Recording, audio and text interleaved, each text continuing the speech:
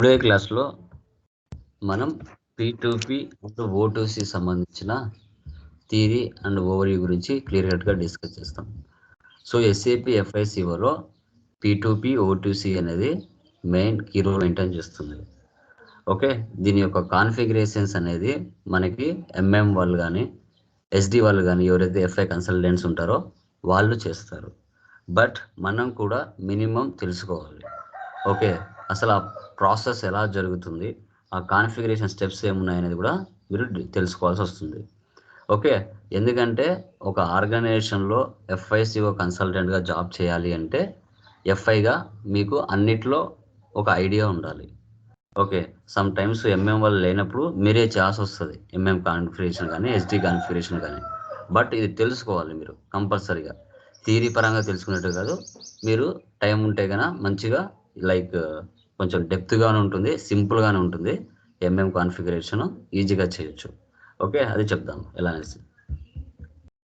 Screen okay కదా? P2P కనబడుతుంది కదా?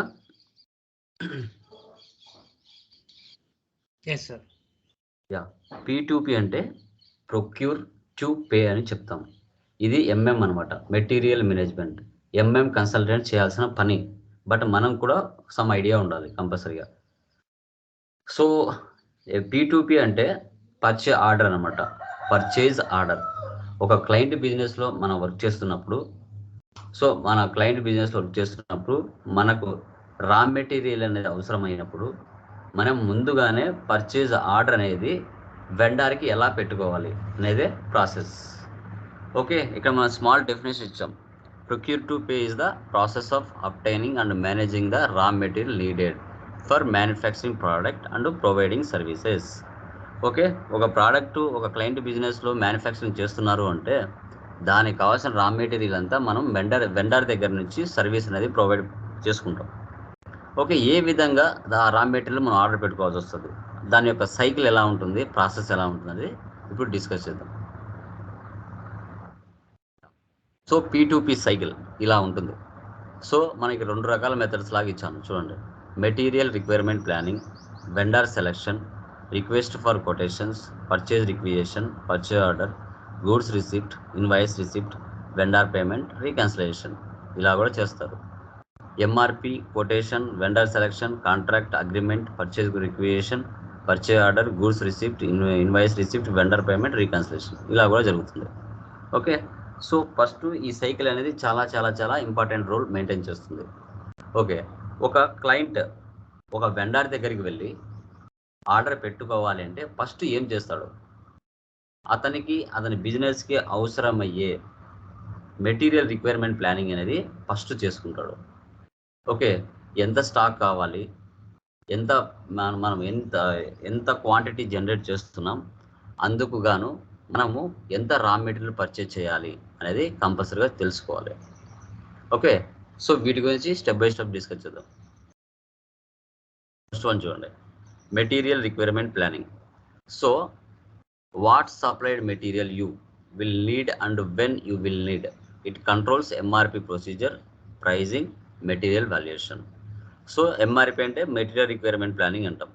ఇప్పుడు ఒక వెండర్ దగ్గరికి వెళ్ళి మనం స్టాక్ అనేది ఆర్డర్ పెట్టుకోవాలి అంటే అసలు అతని దగ్గర ప్రైస్ లెవెల్స్ ఎలా ఉన్నాయి, అతని దగ్గర మెటీరియల్ వాల్యుయేషన్ ఎంత ఉంది, ఓకే, సో తర్వాత క్వాలిటీ ఏ విధంగా ఉంది, సో అతను మనకి అప్పుగా ఇస్తాడా ఇవ్వడా, సో ఒకవేళ అప్పుగా ఇస్తే ఎన్ని రోజుల లోపల పే చేయమని చెప్తాడు, ఇవన్నీ కూడా మనం కంపల్సరీగా ఒక ప్రొసీజర్ ఫార్మాట్లో మనం అనాలిసిస్ చేయాలి.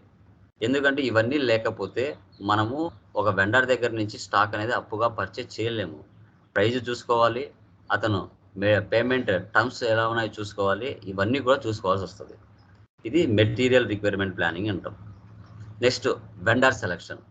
Vendor selection is the most important step P2P process with the help of obtaining quotation from sources by comparing the vendors are selected. మార్కెట్లో ఎన్ నెంబర్ ఆఫ్ వెండర్స్ ఉంటారు, బట్ అందరి వెండర్స్ దగ్గరికి మనం వెళ్ళం. మనకు సింక్ అయ్యే వెండర్స్ని select చేసుకుంటాం. అంటే మన బిజినెస్కి ఫోన్ చేస్తూనే స్టాక్ పంపించే వెండర్స్ లాగా అతని పేమెంట్ టర్మ్స్ ప్రకారంగా ఎంతవరకు ఎన్ని లక్షల వరకు అతను మనకు అప్పుగా రా మెటీరియల్ అనేది పంపించగలుగుతాడు. ఓకే, ఒకవేళ మనం కొటేషన్ ఏమైనా పంపించినా, లేదంటే ఒకవేళ కొటేషన్ పోయి అడిగినా, ఏ ప్రోడక్ట్ ఎంత ఉందని కొటేషన్ పోయి అడుగుతాం మనం. సో వీళ్ళ దగ్గర ఎంతెంత ప్రోడక్ట్స్ ఏ అమౌంట్కి వస్తాయనేది కూడా మనం కొటేషన్ అనేది తెలుసుకుంటాం. కొనకపోయినా కొటేషన్ అనేది తీసుకుని వెళ్ళి తెలుసుకుంటాం. ఒక 4-5 వెండర్స్ దగ్గర ఎవరి దగ్గర ఎంతెంత రేట్లు ఉన్నాయనేది ఒక కొటేషన్ లాగా వెళ్ళి తీసుకుంటాం. అలా ఏమైనా ప్రొవైడ్ చేస్తాడా లేదా? ఓకే, ఇవన్నీ కూడా మనం సెలెక్షన్లో ఒక భాగం. ఒక 10 వెండర్స్ దగ్గరికి వెళ్తే ఎవరి దగ్గర సేమ్ ఐటమ్స్ ఎంతెంత ప్రైజ్లో ఉన్నాయి, ఎవరు పేమెంట్ టర్మ్స్ అనేది మనకు ఎక్కువ లాంగ్ లీవ్ ఎవరు ఉంటారు, ఎవరు ఎక్కువ మన బిజినెస్ ప్రాసెస్కి సింక్ అయ్యే విధంగా ఉంటారు, ఎవరు మనకు ఎంత స్టాక్ అప్పుగా ఇస్తారు. సో ఇవన్నీ కూడా మనం వెండర్ సెలక్షన్లో జాగ్రత్తగా చేసుకోవాల్సి వస్తుంది. ఓకే, ఎందుకంటే సమ్ టైమ్స్ బిజినెస్ దగ్గర డబ్బులు ఉండకపోవచ్చు, కొంచెం లేట్ అయినా పర్వాలేదు, వాళ్ళు ఉండగలుగుతారు అనే పర్సన్స్ కూడా చెక్ చేసుకోవాల్సి వస్తుంది మనం వెండర్ సెలక్షన్లో. ఓకే, తర్వాత request for quotation. Requesting potential vendors to submit a quotation for goods and services. Quotation contains vendor terms and conditions. ఇప్పుడే చెప్పాను, మనకు ఒక కొటేషన్ ఒక వెండర్ దగ్గరికి వెళ్ళి తీసుకున్న తర్వాత మనము ఆ యొక్క ఫిగర్ లైక్ రా మెటీరియల్ ఏదైతే మనకు కావాలనుకుంటున్నామో దానికి సంబంధించింది అంతా కూడా మనము కొటేషన్ రూపంలో తెచ్చుకుంటాం. ఒక వెండర్ దగ్గర నుంచి మనము ఫామ్ అనేది తెచ్చుకుంటాం. ఆ కొటేషన్లో ఏమేమి టర్మ్స్ ఉంటాయి, వెండర్ టర్మ్స్ కానీ కండిషన్స్ కానీ. ఒకవేళ ఆ వెండర్ పేమెంట్ టర్మ్స్ వచ్చేసి అప్పుగా ఇస్తాడు స్టాకు, ఒక 20 రోజుల లోపల కానీ 1 మంత్ లోపల కానీ మాకు అమౌంట్ తిరిగి చెల్లించాలని చెప్పొచ్చు. లేదు లేట్ అయింది అంటే ఇంట్రెస్ట్ కూడా వేస్తామని కూడా అతని టర్మ్స్ అండ్ కండిషన్స్లో ఒక రాసి పెట్టుకుంటాడు.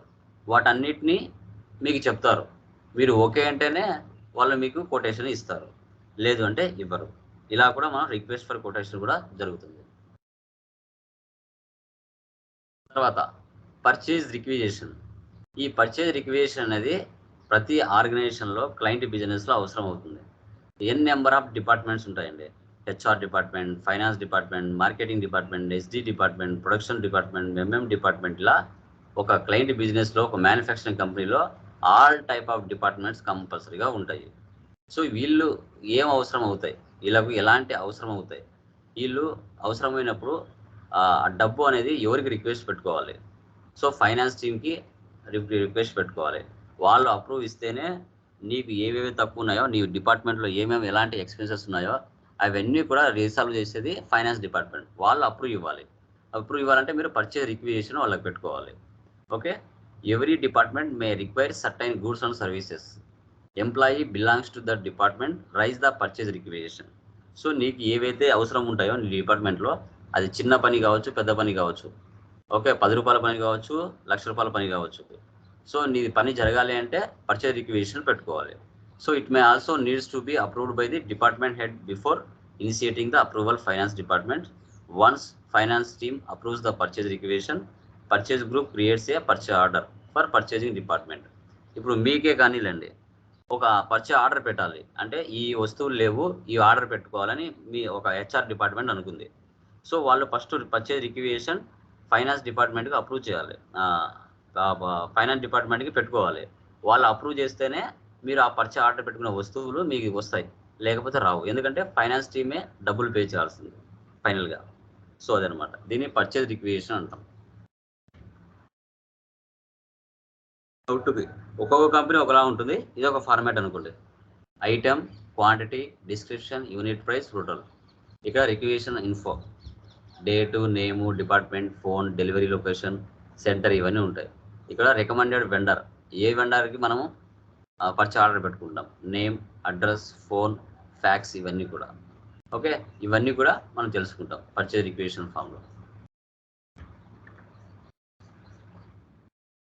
Next purchase order.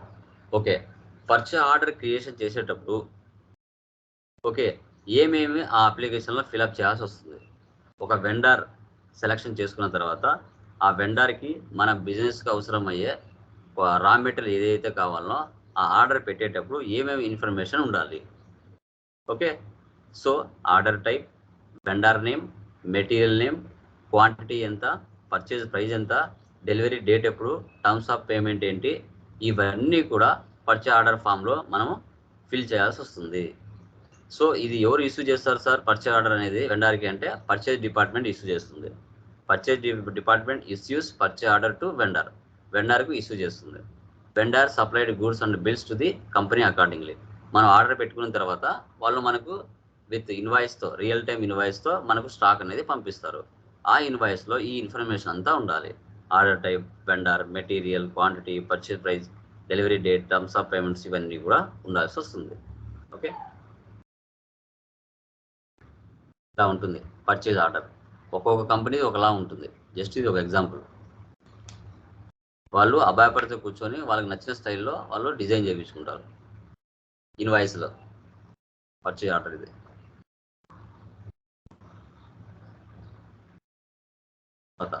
Goods receipt, ఇది ఇంపార్టెంట్ చాలా. So when organisation received goods receipt posted in SAP using T code MIGO, accounting entry for goods receipt is follows. So inventory account డేటా to GR/IR clearing account. GR అంటే goods receipt, IR అంటే invoice receipt అని చెప్తాం. దీనికి మాన్యువల్గా ఈ విధంగా వస్తుంది మనకి. ఓకే, గూడ్స్ రిసిప్ట్ ఎప్పుడైతే మనం ఆర్డర్ పెట్టిన తర్వాత సో ఆ కస్టమర్స్ రిసీవ్ చేసుకుంటారు ఏమేమి కావాలి ఇలా స్టాక్ అనేసి, అప్పుడు మనం దీన్ని మిగోలో ఎంట్రీ పాస్ చేసుకుంటాం. ఇన్వెంటరీ అకౌంట్ డేటా టు GR/IR క్లియరింగ్ అకౌంట్ అనేసి. ఓకే, తర్వాత invoice receipt. When organisation receives invoice receipt. Okay, goods వచ్చిన తర్వాత ఇన్వాయిస్ కూడా కంపల్సరీగా వస్తుంది ఆ గూడ్స్తో పాటు. అప్పుడు ఆ ఎంట్రీని ఎక్కడ పోస్ట్ చేయాలి అంటే invoice receipt posted in SP using. SP అంటే మనకి యూజింగ్ అనమాట. Okay, like raw material. So మీరు అకౌంటింగ్లో పోస్ట్ చేసుకుంటాం. మీరు accounting entry for goods receipt is follows. Okay, done. ఇది GR/IR క్లియరింగ్ అకౌంట్ డేటా టు బ్యాంక్ క్లియరింగ్ అకౌంట్ అని ఎంట్రీ పాస్ చేసుకుంటాం. మనకి ఇంటర్వ్యూ పాయింట్ ఆఫ్లో అడుగుతాడు ఎక్కడ నీకు ట్రాన్సాక్షన్ జనరేట్ అవుతుంది అంటే గూడ్స్ రిసిప్ట్లో, ఇన్వాయిస్ రిసిప్ట్లో అని మీరు చెప్పాలి. సో గూడ్స్ రిసిప్ట్కి సంబంధించిన మాన్యువల్ ఎంట్రీ చెప్పు అన్నప్పుడు ఇన్వెంటరీ అకౌంట్ డేటా టు GR క్లియరింగ్ అకౌంట్ అని చెప్పాలి. తర్వాత ఇన్వాయిస్ రిసిప్ట్ మాన్యువల్ అడిగినప్పుడు GR/IR క్లియరింగ్ అకౌంట్ డేటా టు బ్యాంక్ క్లియరింగ్ అకౌంట్ అని చెప్పాలి. ఓకే, ఇంటర్వ్యూ పాయింట్ ఆఫ్లో ఇవి అడుగుతారు. తర్వాత vendor payment can be done through manually. F-53లో మనం పోస్ట్ చేయొచ్చు. ఆటోమేటికల్ అంటే ఆటోమేటిక్ పేమెంట్ ప్రోగ్రామ్లో F110లో కూడా పోస్ట్ చేయొచ్చు. అది ఎలా? వెండార్ అకౌంట్ డేటా టు బ్యాంక్ క్లియరింగ్ అకౌంట్ అని మనం ఎంట్రీ పాస్ చేసుకుంటాం వెండార్ పేమెంట్లో. తర్వాత reconciliation account. After receiving bank statement is uploaded in SAP, automatic reconciliation happens. we have accounting entries follows like bank clearing account data to main bank account అని pass చేసుకుంటాం. ఇవన్నీ manual entries. Okay, మీరు interview point of అడిగినప్పుడు vendor పేమెంట్లో invoice transaction generate అవుతుంది, రీకన్సిలేషన్లో transaction generate అవుతుంది, goods రిసిప్ట్లో అవుతుంది, invoice రిసిప్ట్లో అవుతాయి. ఇక రిమైనింగ్ దాంట్లో ఎక్కడ కూడా మనకు ట్రాన్సాక్షన్స్ అనేది జనరేట్ అవ్వవు.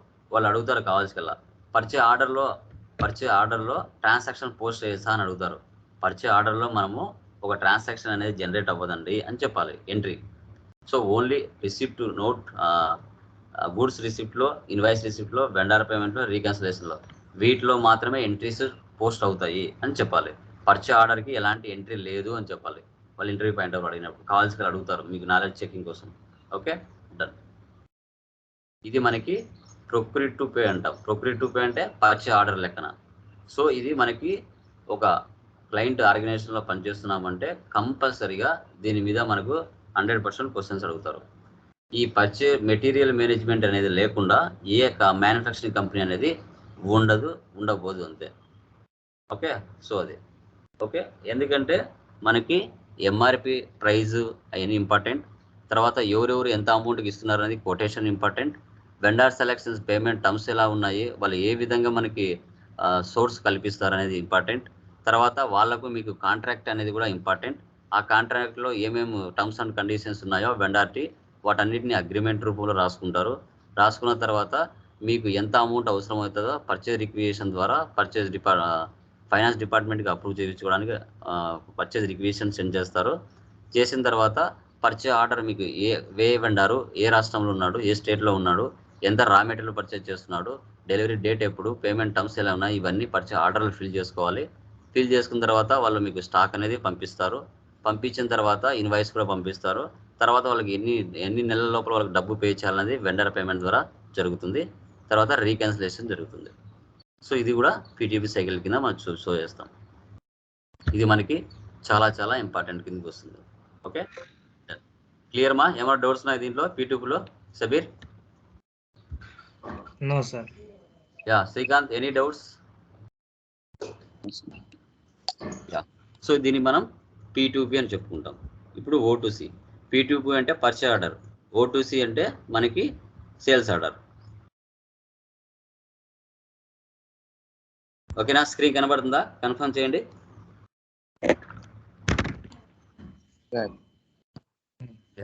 చూడండి, O2C అంటే ఆర్డర్ టు క్యాష్ అంటాం. SD అంటే సేల్స్ అండ్ డిస్ట్రిబ్యూషన్ ప్రాసెస్ అంటాం. ఒక ఆర్గనైజేషన్లో MM కన్సల్టెంట్స్ ఉంటారు, FI కన్సల్టెంట్స్ ఉంటారు, SD కన్సల్టెంట్స్ ఉంటారు, PP కన్సల్టెంట్స్ కంపల్సరీగా ఉంటారు.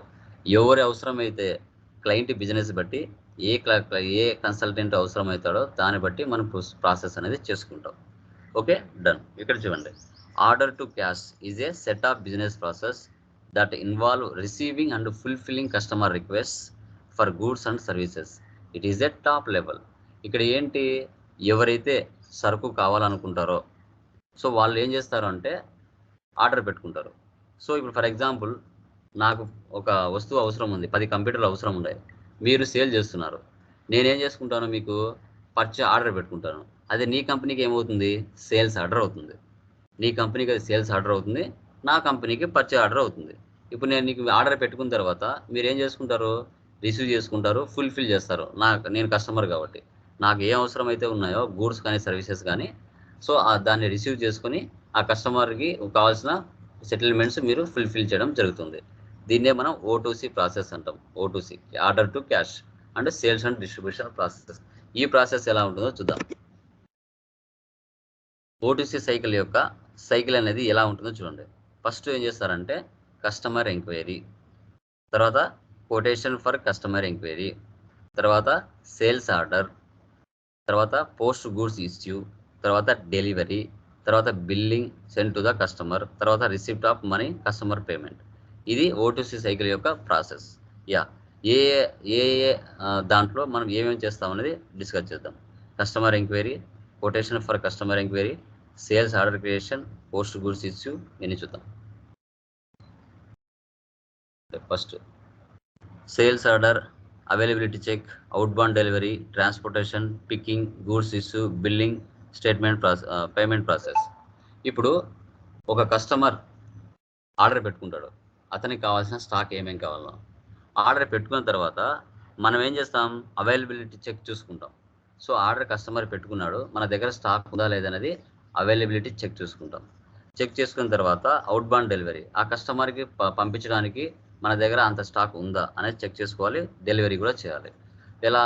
త్రూ ట్రాన్స్పోర్టేషన్ ద్వారా, ట్రక్స్ కానీ లేకుంటే వెహికల్స్ కానీ ఏవైనా కావచ్చు, అతని అడ్రస్, కస్టమర్ అడ్రస్కి మనం ఏం చేస్తామంటే ట్రాన్స్పోర్టేషన్ ద్వారా పంపించాల్సి వస్తుంది. సో అలా పంపించడానికి అక్కడ పిక్ చేసుకోవడానికి కూడా కస్టమర్స్ ఉంటారు. ఓకే, ఎవరికి ఏదైనా పంపిస్తామో వాళ్ళు పికింగ్ కూడా చేసుకుంటారు. తర్వాత వాటితో పాటు మనం ఏం చేయాలి, గూడ్స్ ఇష్యూ చేయాలి. వాళ్ళకి ఇష్యూ అంటే ఇంకా పంపించాలి. వాటితో పాటు బిల్లింగ్ కూడా పంపించాలి. పంపించిన తర్వాత కస్టమర్ ఎన్ని రోజుల లోపల అమౌంట్ పే చేస్తారనేది పేమెంట్ ప్రాసెస్ కూడా మనం చెక్ చేసుకుంటాం. 1 by 1 చూద్దాం. ఓకే, దీనిలో ట్రాన్సాక్షన్స్ ఎలా ఉంటాయి అనేది చూద్దాం. సో O2C ప్రాసెస్లో ఫస్ట్ ఎంక్వైరీలో ట్రాన్సాక్షన్ కోడ్ VA11లో చేస్తాం. దీంట్లో ఎలాంటి అకౌంటింగ్ ఎంట్రీస్ ఉండవు.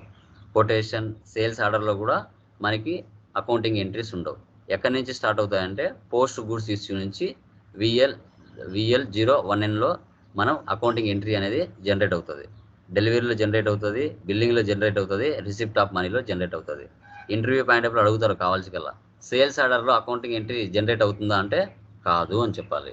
పోస్ట్ గూడ్స్ ఇష్యూలో, డెలివరీలో, బిల్లింగ్లో, రిసిప్ట్ ఆఫ్ మనీలో మనకు ఎంట్రీస్ అనేది జనరేట్ అవుతాయి. ఎంక్వైరీలో కానీ, కొటేషన్లో కానీ, సేల్స్ ఆర్డర్లో కానీ ఎంట్రీస్ జనరేట్ అవ్వవు అని చెప్పాల్సి వస్తుంది. Okay okay customer order is documented. Done. The order is fulfilled or the service is scheduled. The order is shipped to the customer or the service is performed. An invoice is created and sent to the customer by accounts receivables. The customer sends payment that is collected by the company. The payment is recorded in the general ledger. ఇవి కొన్ని important points. ఇవి accounts payable అంటే P2P వస్తుంది. Okay, accounts receivables అంటే O2C వస్తుంది. First one చూడండి, enquiry.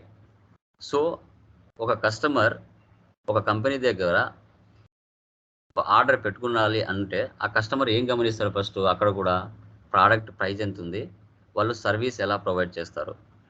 Okay, so అది కంపల్సరీగా ఒక కస్టమర్ అనేది అబ్జర్వ్ చేస్తాడు. అది అలా అబ్జర్వ్ చేయకుండా ఏ కస్టమర్ కూడా మీ దగ్గరికి వచ్చి స్టాక్ అనేది తీసుకోరు. ఇది స్టార్టింగ్ పాయింట్ O2Cలో. The process does not have any effect on general ledger accounts, don't have any accounting entries. మనకి ఎంక్వైరీ దాంట్లో ఎలాంటి ఎంట్రీస్ అనేది ఉండవు. Once a customer creates enquiry and enquiry number is generated. ఇప్పుడు ఒక కస్టమర్ వచ్చి మన దగ్గర ఎంక్వైరీ చేస్తాడు ప్రోడక్ట్ ప్రైజ్ అండ్ సర్వీసు.